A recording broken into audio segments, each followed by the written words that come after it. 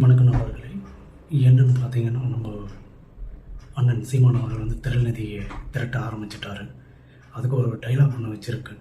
தமிழ்நாட்டு மக்களை காக்க தமிழ்நாட்டு மக்களிடமே திரள்நிதி கேட்கும் எங்கள் திருட்டு தலைவனே, ஆமைக்கறியை சாப்பிட்டு அசிங்கசியமாய் பேசும் எங்கள் அரசனே, மாட்டுக்கறியை சாப்பிட்டு மாட்டுக்கே மாநாடு போடும் எங்கள் மன்னனே, மான் ஊறுக்காயை நக்கினேன் அப்படின்னு சொல்லிட்டு பல அரசியல் தலைவர்களின் காலை நக்கி பிழைக்கும் எங்கள் நாயகனே, அப்படி பல இது சொல்லிகிட்டே போகலாம் அவரை பற்றி. நேற்று கூட வந்து பார்த்திங்கன்னா, யாரோ கத்தையாக ஒருத்தர் வந்து கொடுத்தாரு. உடனே மாஸ்கெல்லாம் ரிமூவ் பண்ணிவிட்டு அதுக்கப்புறமா வந்து பார்த்திங்கன்னா அவர் கூட போஸ்ட் கொடுக்குறாரா. அந்த ஆள் பாவம் எங்கேருந்து கஷ்டப்பட்டு எடுத்து வந்து காசு கொடுத்தானோ தெரியல. அது அந்த ஆள் வந்து மகிழ்ச்சியாக வாங்கின்னு போகிறாரு. ஏன்னா அவருக்கு ஏதாவது செலவுக்கு உதவும்னு சொல்லிட்டு.